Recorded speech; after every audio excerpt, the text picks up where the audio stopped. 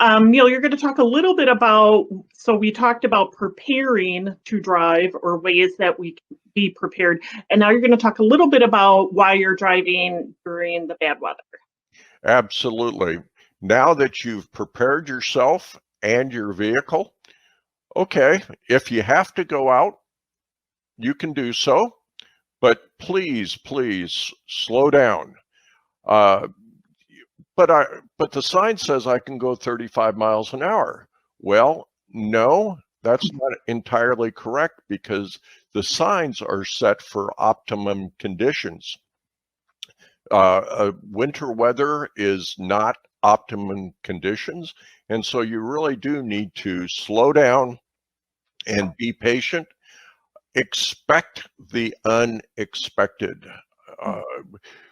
That car coming at you, throwing up a lot of ice and snow into your windshield, you never see that coming, but it'll happen.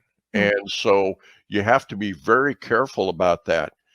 When you're driving, you'll be sharing the road with road clearing vehicles. And please, the state law requires that you stay 200 feet back from that vehicle. And they're going relatively slow. They're swerving in and out around vehicles. So you need to keep back so that you are protected from them and that you're staying back from the abrasives that likely they are spreading. The sand and the salt bounce and will hit your car. And so it's for your protection as well to stay back and let the abrasives settle and you can stay safe. In Wisconsin, we have the move over law, and this is a law that applies to winter driving or any driving. Is you have to move over into a lane furthest away from the vehicle if there's a vehicle off to the side of the road with their amber or red lights flashing.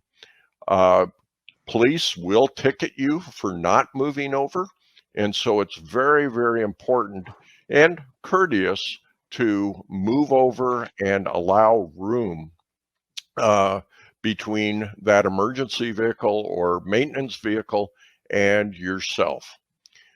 Another item when you're driving is to stay in one lane if at all possible.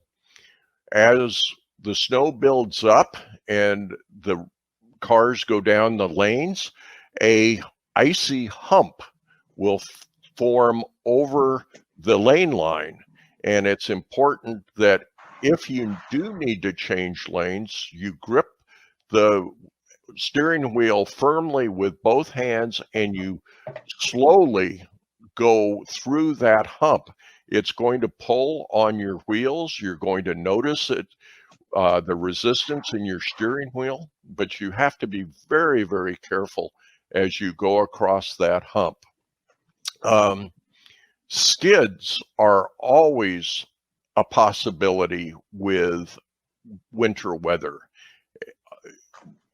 One thing that we can do to prevent skids is not overbrake and not accelerate too fast.